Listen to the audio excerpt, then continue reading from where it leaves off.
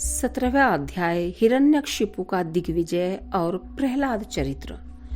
श्री पराशर जी बोले, ही मैत्रेय, उन सर्वदा उदार चरित परम बुद्धिमान महात्मा प्रहलाद जी का चरित्र तुम ध्यान पूर्वक श्रवण करो।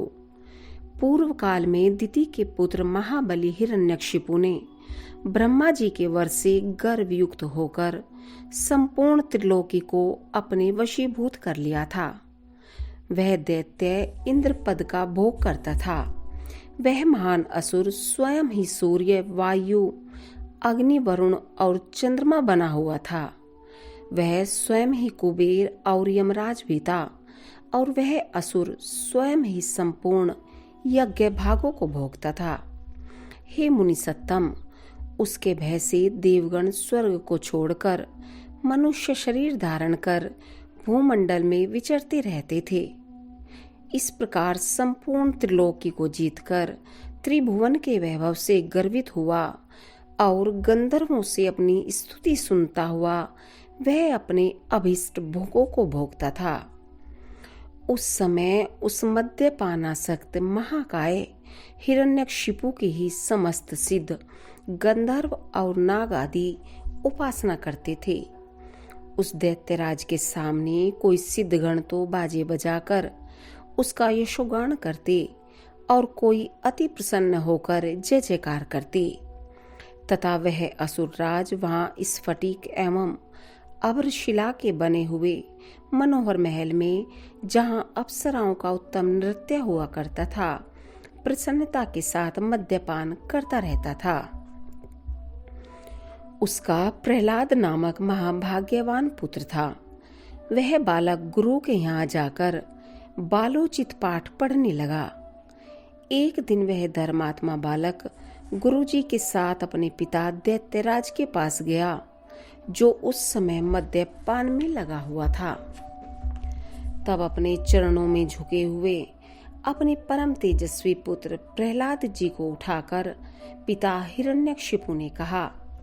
हिरण्यकशिपु बोला, वत्स, अब तक अध्ययन में निरंतर तत्पर रहकर तुमने जो कुछ भी पढ़ा है उसका सारभूत शुभ भाषण हमें सुनाओ। प्रहलाद बोले, पिताजी, मेरे मन में जो सबके सारांश रूप से स्थित है वह मैं आपकी आज्ञा अनुसार सुनाता हूँ। सावधान होकर सुनिए। जो आदि मध्य और अंत से रहित अजन्मा, वृद्धि क्षय शून्य और अच्युत है, समस्त कारणों के कारण तथा जगत के स्थिति और अंतकर्ता उन श्री हरि को मैं प्रणाम करता हूँ। श्री पराशर जी बोले, यह सुन दैत्यराज हिरण्यकशिपु ने क्रोध से नेत्र लाल कर प्रहलाद के गुरु की ओर देखकर कांपते हुए ओटों से बोला। हिरण्यकशिपु बोला, रे दुर्बुद्धि ब्राह्मण धम, यह क्या तूने मेरी अवज्ञा कर इस बालक को मेरे विपक्षी की स्तुति से युक्त असार शिक्षा दी है। गुरुजी ने कहा, दैत्यराज, आपको क्रोध के वशीभूत न होना चाहिए। आपका यह पुत्र मेरी सिखाई हुई बात नहीं कह रहा है। हिरण्यकशिपु बोला, बेटा प्रहलाद, बताओ तो तुमको यह शिक्षा किसने दी है? तुम्हारे गुरुजी कहते हैं कि मैंने तो इसे ऐसा उपदेश दिया नहीं है। प्रहलाद जी बोले, पिताजी, हृदय में स्थित भगवान विष्णु ही तो संपूर्ण जगत के उपदेशक हैं। उन परमात्मा को छोड़कर और कौन किसी को कुछ सिखा सकता है? हिरण्यकशिपु बोला, अरे मूर्ख, जिस विष्णु का तू मुझ जगदीश्वर के सामने दृष्टता पूर्वक निशंक होकर बारंबार वर्णन करता है, वह कौन है? प्रहलाद जी बोले, योगियों के ध्यान करने योग्य, जिसका परम पद वाणी का विषय नहीं हो सकता, तथा जिससे विश्व प्रकट हुआ है और जो स्वयं विश्व रूप है, वह परमेश्वर ही विष्णु है। हिरण्यकशिपु बोला, अरे मूढ़, मेरे रहते हुए और कौन परमेश्वर कहा जा सकता है? फिर भी तू मौत के मुंह में जाने की इच्छा से बारंबार ऐसा बक रहा है। प्रहलाद जी बोले, ही तात, वह ब्रह्मभूत विष्णु तो केवल मेरा ही नहीं बल्कि संपूर्ण प्रजा और आपका भी कर्ता, नियंता और परमेश्वर है। आप प्रसन्न होइए, व्यर्थ क्रोध क्यों करते हैं? हिरण्यकशिपु बोला, अरे कौन पापी इस दुर्बुद्धि बालक के हृदय में घुस बैठा है, जिससे आविष्ट चित्त होकर यह ऐसे अमंगल वचन बोलता है? प्रहलाद जी बोले, पिताजी, वे विष्णु भगवान तो मेरे ही हृदय में नहीं बल्कि संपूर्ण लोकों में स्थित हैं। वे सर्वगामी तो मुझको, आप सबको और समस्त प्राणियों को अपनी अपनी चेष्टाओं में प्रवृत्त करते हैं। हिरण्यकशिपु बोला, इस पापी को यहाँ से निकालो और गुरु के यहाँ ले जाकर इसका भली प्रकार शासन करो। इस दुर्मति को न जाने किसने मेरे विपक्षी की प्रशंसा में नियुक्त कर दिया है। श्री पराशर जी बोले, उसके ऐसा कहने पर दैत्यगण उस बालक को फिर गुरुजी के यहाँ ले गए और वे वहां गुरुजी की रात दिन भली प्रकार सेवा शुश्रूषा करते हुए विद्या अध्ययन करने लगे। बहुत काल व्यतीत हो जाने पर दैत्यराज ने प्रहलाद जी को फिर बुलाया और कहा, बेटा, आज कोई गाथा सुनाओ। प्रहलाद जी बोले, जिनसे प्रधान पुरुष और यह चराचर जगत उत्पन्न हुआ है, वे सकल प्रपंच के कारण श्री विष्णु भगवान हम पर प्रसन्न हों।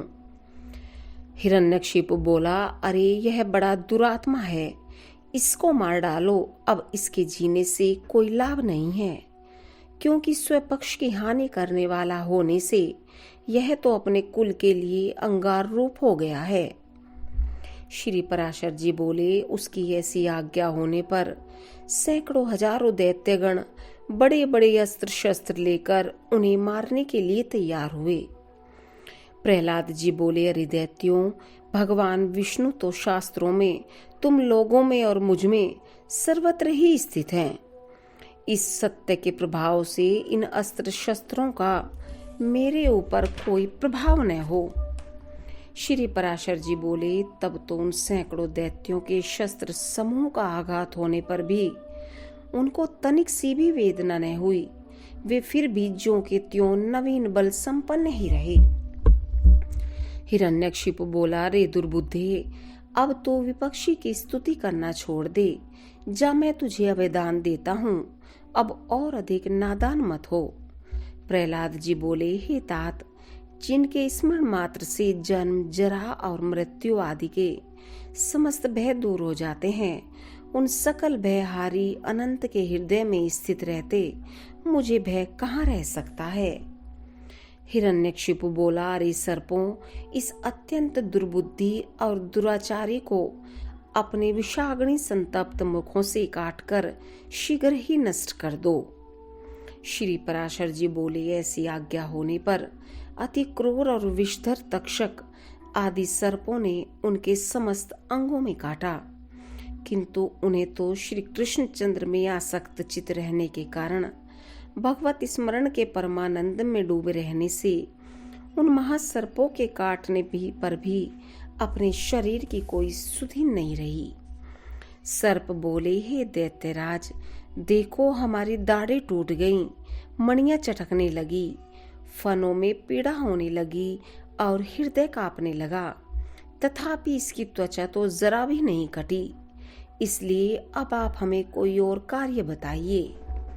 हिरण्यकशिपु बोला, हे दिग्गजों, तुम सब अपने संकीर्ण दांतों को मिलाकर मेरे शत्रु पक्ष द्वारा मुझसे विमुख किए हुए इस बालक को मार डालो।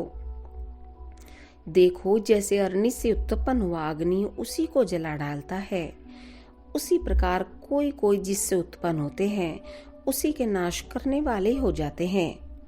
श्री पराशर जी बोले, तब पर्वत शिखर के समान विशालकाय दिग्गजों ने उस बालक को पृथ्वी पर पटक कर अपने दांतों से खूब रौंदा, किंतु श्री गोविंद का स्मरण करते रहने से हाथियों के हजारों दांत उनके वक्ष स्थल से टकराकर टूट गए। तब उन्होंने पिता हिरण्यकशिपु से कहा, ये जो हाथियों के वज्र के समान कठोर दांत टूट गए हैं, इसमें मेरा कोई बल नहीं है। यह तो श्री जनार्दन भगवान के महाविपत्ति और क्लेशों के नष्ट करने वाले स्मरण का ही प्रभाव है। हिरण्यकशिपु बोला, अरे दिग्गजों, तुम हट जाओ। दैत्यगण, तुम अग्नि जलाओ, और हे वायु, तुम अग्नि को प्रज्वलित करो, जिससे इस पापी को जला डाला जाए। श्री पराशर जी बोले, तब अपने स्वामी की आज्ञा से दानवगण काष्ठ के एक बड़े ढेर में स्थित उस असुर राजकुमार को अग्नि प्रज्वलित करके जलाने लगे। प्रहलाद जी बोले, ही तात, पवन से प्रेरित हुआ भी यह अग्नि मुझे नहीं जलाता। मुझको तो सभी दिशाएं ऐसी शीतल प्रतीत होती हैं, मानो मेरे चारों ओर कमल बिछे हुए हों। श्री पराशर जी बोले, तदंतर शुक्र जी के पुत्र बड़े वाग्मी महात्मा पुरोहित गण सामनीति से दैत्यराज की बड़ाई करते हुए बोले। पुरोहित बोले, हे राजन, अपने इस बालक पुत्र के प्रति अपना क्रोध शांत कीजिए। आपको तो देवताओं पर ही क्रोध करना चाहिए, क्योंकि उसकी सफलता तो वही है। हे राजन, हम आपके इस बालक को ऐसी शिक्षा देंगे जिससे यह विपक्ष के नाश का कारण होकर आपके प्रति अति विनीत हो जाएगा। हे दैत्यराज, बाल्यावस्था तो सब प्रकार के दोषों का आश्रय होती ही है, इसलिए आपको इस बालक पर अत्यंत क्रोध का प्रयोग नहीं करना चाहिए। यदि हमारे कहने से भी यह विष्णु का पक्ष नहीं छोड़ेगा, तो हम इसको नष्ट करने के लिए किसी प्रकार न टलने वाली कृत्या उत्पन्न करेंगे। श्री पराशर जी ने कहा, पुरोहितों के इस प्रकार प्रार्थना करने पर दैत्यराज ने दैत्यों द्वारा प्रहलाद को अग्नि समूह से बाहर निकलवाया।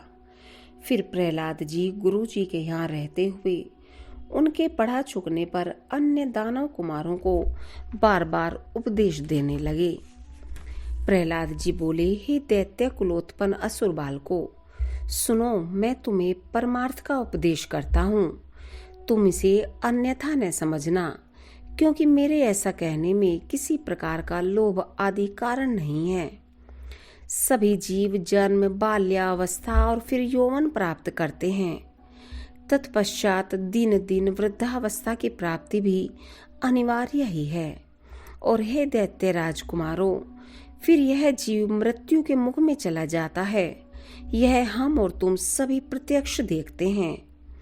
मरने पर पुनर्जन्म होता है, यह नियम भी कभी नहीं टलता।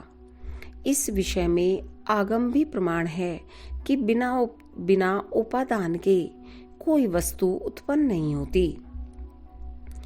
पुनर्जन्म प्राप्त कराने वाली गर्भावास आदि जितनी अवस्थाएं हैं, उन सबको दुख रूप ही जानो। मनुष्य मूर्खतावश क्षुधा, तृष्णा और शीत आदि की शांति को सुख मानते हैं, परंतु वास्तव में तो वे दुख मात्र ही हैं। जिनका शरीर अत्यंत शिथिल हो जाता है, उन्हें जिस प्रकार व्यायाम सुखप्रद प्रतीत होता है, उसी प्रकार जिनकी दृष्टि भ्रांति ज्ञान से ढकी हुई है, उन्हें दुख ही सुख रूप जान पड़ता है। अहो, कहाँ तो कफ आदि महाघृणित पदार्थों का समूह रूप शरीर, और कहाँ कांति, शोभा, सौंदर्य एवं रमणीयता आदि दिव्य गुण। तथापि मनुष्य इस घृणित शरीर में कांति आदि का आरोप कर सुख मानने लगता है। यदि किसी मूढ़ पुरुष की मांस, रुधिर, पीप, विष्ठा, मूत्र, स्नायु, मज्जा और अस्थियों के समूह रूप इस शरीर में प्रीति हो सकती है, तो उसे नरक भी प्रिय लग सकता है। अग्नि, जल और भात क्रमशः शीत, तृषा और क्षुधा के कारण ही सुखकारी होते हैं, और इनके प्रतियोगी जल आदि भी अपने से भिन्न अग्नि आदि के कारण ही सुख के हेतु होते हैं। हे दैत्य कुमारों, विषयों का जितना जितना संग्रह किया जाता है, उतना उतना ही वे मनुष्य के चित्त में दुख बढ़ाते हैं। जीव अपने मन को प्रिय लगने वाले जितने ही संबंधों को बढ़ाता जाता है, उतने ही उसके हृदय में शोक रूपी शल्य स्थिर होते जाते हैं। घर में जो कुछ धन्य धान्य आदि होते हैं, मनुष्य के जहां तहां रहने पर भी वे पदार्थ उसके चित्त में बने रहते हैं। और उनके नाश और दाह आदि की सामग्री भी उसी में मौजूद रहती है। अर्थात घर में स्थित पदार्थों के सुरक्षित रहने पर भी मन स्थिति पदार्थों के नाश आदि की भावना से पदार्थ नाश का दुख प्राप्त हो जाता है। इस प्रकार जीते जी तो यहाँ महान दुख होता ही है, मरने पर भी यम यातनाओं का और गर्भ प्रवेश का उग्र कष्ट भोगना पड़ता है। यदि तुम्हें गर्भवास में लेश मात्र भी सुख का अनुमान होता हो तो कहो, सारा संसार इसी प्रकार अत्यंत दुखमय है। इसलिए दुखों के परम आश्रय इस संसार समुद्र में एकमात्र विष्णु भगवान ही आप लोगों की परम गति हैं। यह मैं सर्वथा सत्य कहता हूँ। ऐसा मत समझो कि हम तो अभी बालक हैं, क्योंकि जरा यौवन और जन्म आदि अवस्थाएं तो देह के ही धर्म हैं। शरीर का अधिष्ठाता आत्मा तो नित्य है, उसमें यह कोई धर्म नहीं है। जो मनुष्य ऐसी दुराशाओं से विक्षिप्त चित्त रहता है कि अभी मैं बालक हूँ, इसलिए इच्छा अनुसार खेल कूद लूं, युवा अवस्था प्राप्त होने पर कल्याण साधन का यत्न करूंगा। फिर युवा होने पर कहता है कि अभी तो मैं युवा हूँ, बुढ़ापे में आत्म कल्याण कर लूंगा। और वृद्ध होने पर सोचता है कि अब मैं बूढ़ा हो गया हूँ, अब तो मेरी इंद्रियां अपने कर्मों में प्रवृत्त ही नहीं होती। शरीर के शिथिल हो जाने पर अब मैं क्या कर सकता हूँ? सामर्थ्य रहते तो मैंने कुछ किया ही नहीं। वह अपने कल्याण पथ पर कभी अग्रसर नहीं होता, केवल भोग तृष्णा में ही व्याकुल रहता है। मूर्ख लोग अपनी बाल्यावस्था में खेल कूद में लगे रहते हैं, युवा अवस्था में विषयों में फंस जाते हैं और बुढ़ापा आने पर उसे असमर्थता के कारण व्यर्थ ही काटते हैं। इसलिए विवेकी पुरुष को चाहिए कि देह की बाल्य, यौवन और वृद्ध आदि अवस्थाओं की अपेक्षा न करके बाल्यावस्था में ही अपने कल्याण का यत्न करे। मैंने तुम लोगों से जो कुछ कहा है उसे यदि तुम मिथ्या नहीं समझते तो मेरी प्रसन्नता के लिए ही बंधन को छुटाने वाले श्री विष्णु भगवान का स्मरण करो। उनका स्मरण करने में परिश्रम भी क्या है, और स्मरण मात्र से ही वे अति शुभ फल देते हैं तथा रात दिन उन्हीं का स्मरण करने वालों का पाप भी नष्ट हो जाता है। उन सर्वभूतस्थ प्रभु में तुम्हारी बुद्धि अहर्निश लगी रहे और उनमें निरंतर तुम्हारा प्रेम बढ़े। इस प्रकार तुम्हारे समस्त क्लेश दूर हो जाएंगे। जबकि यह सभी संसार तापत्रय से दग्ध हो रहा है, तो इन बेचारे शोचनीय जीवों से कौन बुद्धिमान द्वेष करेगा? यदि ऐसा दिखाई दे कि और जीव तो आनंद में हैं, मैं ही परम शक्तिहीन हूँ, तब भी प्रसन्न ही होना चाहिए, क्योंकि द्वेष का फल तो दुख रूप ही है। यदि कोई प्राणी वैर भाव से द्वेष भी करे तो विचारवानों के लिए तो वे अहो, ये महामोह से व्याप्त है, इस प्रकार अत्यंत शोचनीय ही है। हे दैत्यगण, ये मैंने भिन्न भिन्न दृष्टि वालों के विकल्प कहे, अब उनका समन्वय पूर्वक संक्षिप्त विचार सुनो। यह संपूर्ण जगत सर्वभूत में भगवान विष्णु का विस्तार है, अतः विचक्षण पुरुषों को इसे आत्मा के समान अभेद रूप से देखना चाहिए। इसलिए दैत्य भाव को छोड़कर हम और तुम ऐसा यत्न करें जिससे शांति लाभ कर सकें। जो अग्नि, सूर्य, चंद्रमा, वायु, मेघ, वरुण, सिद्ध राक्षस, यक्ष, दैत्यराज, सर्प, किन्नर, मनुष्य, पशु और अपने दोषों से तथा ज्वर, नेत्र रोग, अतिसार, प्लीहा और गुल्म आदि रोगों से एवं द्वेष, ईर्ष्या, मत्सर, राग, लोभ और किसी अन्य भाव से भी कभी क्षीण नहीं होती, और जो सर्वदा अत्यंत निर्मल है उसे मनुष्य अमल स्वरूप श्री केशव में मनोनिवेश करने से प्राप्त कर लेता है। हे दैत्यों, मैं आग्रह पूर्वक कहता हूँ, तुम इस असार संसार के विषयों में कभी संतुष्ट मत होना। तुम सर्वत्र समदृष्टि करो, क्योंकि समता ही श्री अच्युत की आराधना है। उन अच्युत के प्रसन्न होने पर फिर संसार में दुर्लभ ही क्या है। तुम धर्म, अर्थ और काम की इच्छा कभी न करना, वे तो अत्यंत तुच्छ हैं। उस ब्रह्म रूप महावृक्ष का आश्रय लेने पर तो तुम निःसंदेह मोक्ष रूप महाफल प्राप्त कर लोगे। इति श्री विष्णु पुराणे प्रथमे अंशे सप्तदशो अध्याय।